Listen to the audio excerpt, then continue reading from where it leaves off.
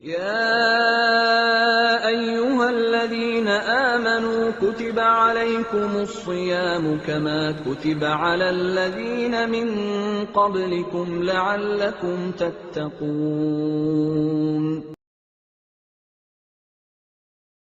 الحمد لله رب العالمين، الصلاة والسلام على سيد الأنبياء والمرسلين. قال الله تعالى في كلامه المجيد: أعوذ بالله من الشيطان الرجيم، بسم الله الرحمن الرحيم. يا أيها الذين آمنوا كتب عليكم الصيام كما كتب على الذين من قبلكم لعلكم تتقون. صدق اللہ العظیم. محترم حاضرین، اللہ تعالیٰ نے ہم پر جتنی بھی عبادتیں فرض کی ہے، ان تمام عبادتوں کے اندر اللہ تعالیٰ نے ایک تاثیر اور ایک اثر رکھا ہے. ان عبادتوں کو صحیح طور پر انجام دینے کے نتیجے میں اس کے جو اثرات ہیں وہ انسان میں منتقل ہوتے ہیں. مثلا نماز کے متعلق اللہ نے فرمایا کہ نماز انسان کو بے حیائی اور برے باتوں سے روکتی ہے، منع کرتی ہے. نماز کو اس کے حقوق کے ساتھ ادا کرنے کا یہ اثر انسان کو محسوس ہوگا.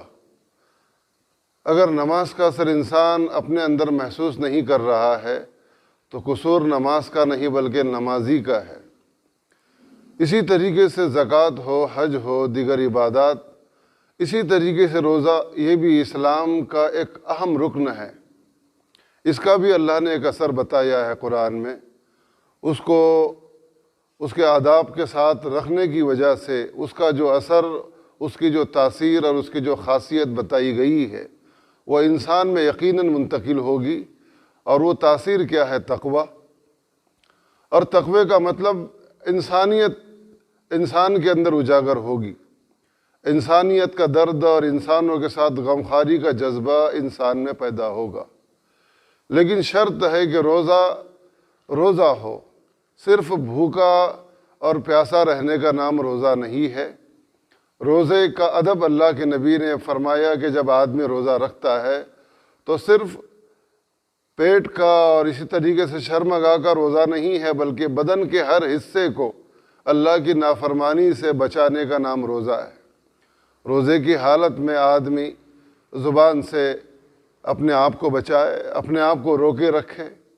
نگاہوں کے ذریعے سے آدمی اپنے آپ کو بچائے کہ نگاہ اس کی غلط جگہ پر استعمال نہ ہو. اسی طریقے سے آدمی اپنے اندر غور کرے. جب روزے کو اس کے آداب کے ساتھ رکھا جائے گا تو اس کا اثر آدمی اپنے اندر محسوس کرے گا. اس کے اندر ایک انقلاب پیدا ہوگا. انقلاب آتا نہیں ہے بلکہ اس کو لانا پڑتا ہے. لانے کے لیے اس کے جو شرائط ہے، جو اسباب ہے، اس کو اختیار کرنے پڑتے ہیں. انسان روزہ رکھے اور گناہوں سے اپنے آپ کو نہ بچائے تو روزے کا اثر گناہوں کے راستے سے ختم ہوگا.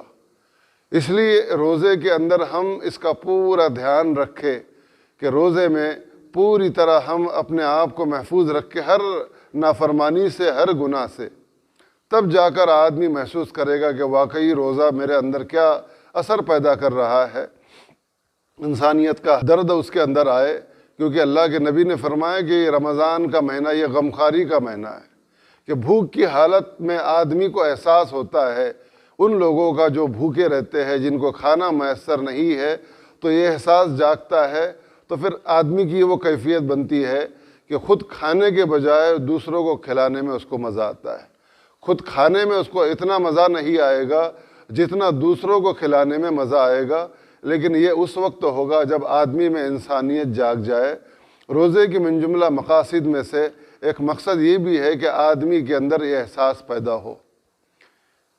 اور تقوی کا مطلب یہی ہے. قرآن کریم میں اللہ تعالیٰ نے دوسری جگہ فرمایا کہ تم میں سب سے زیادہ یعنی باعث عزت اور مکرم وہ ہے جو تم میں سب سے زیادہ پرہیزگار ہو. پرہیزگار آدمی ہو اور اس کے اندر انسانیت کا درد پیدا نہ ہو تو پرہیزگار اور متقی نہیں ہے. متقی تو وہ ہوگا جس کے دل میں مخلوق خدا کے ساتھ ہمدردی پیدا ہو. روزے کے ذریعے سے اللہ تعالیٰ بندوں کے اندر یہ کیفیت اور یہ صفت پیدا کرنا چاہتے ہیں. لہٰذا ہم اگر اپنے اندر یہ خوبی کو اور اس کمال کو لانا چاہتے ہیں جو تمام پریشانیوں کا حل ہے۔ تقویٰ جب آدمی کی زندگی میں آ جائے تو پھر ہر تکلیف میں، ہر پریشانی میں اللہ اس کے لیے راستہ نکالے گے۔ شرط یہ کہ تقویٰ آدمی کی زندگی میں آئے، تب جا کر اللہ کی طرف سے پھر یہ برکتیں اور اللہ کی طرف سے یہ مہربانیاں بندے کو دیکھنا نصیب ہوگی۔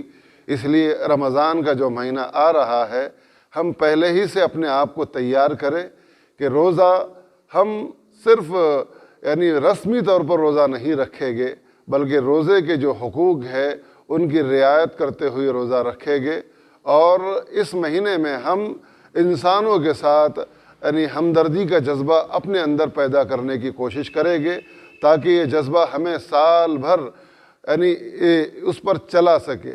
اس لیے رمضان کو رمضان کے طور پر ہم جب گزاریں گے، پوری زندگی، ایک اللہ والے کا مقولہ قول نقل کر کے بات ختم کروں گا، زندگی ایسے گزارو جیسے رمضان، پھر موت ایسی آئے گی جیسے عید کا چاند۔ عید کا چاند نظر آتا ہے تو اس وقت بندے کی خوشی کا جو عالم ہوتا ہے وہ ہر آدمی جانتا ہے۔ لہذا روزے کے ذریعے سے اللہ یہ تصور اور یہ احساس ہمارے اندر جگانا چاہتے ہیں کہ صرف مہینہ بھر کے لیے کام نہیں کرنا ہے، بلکہ پوری زندگی تمہاری اسی کیفیت کے ساتھ گزرے، تاکہ اللہ سے ملاقات کے وقت تمہیں ایک بڑی خوشخبری میسر ہو اور تمہیں ایک بڑی راحت محسوس ہو۔ اس کے لیے یہ رمضان اور اسی طریقے سے دیگر جو مہینے آتے ہیں اسی احساس کو پیدا کرتے ہیں ہمارے اندر۔ لہذا ہم اس کی فکر کریں، اللہ تعالیٰ روزے کو اس کے حقوق کی ادائیگی کے ساتھ ہمیں رکھنے کی توفیق عطا فرمائے، اور کمزوریوں سے اللہ ہماری پوری حفاظت فرمائے۔ وما علینا الا البلاغ المبین۔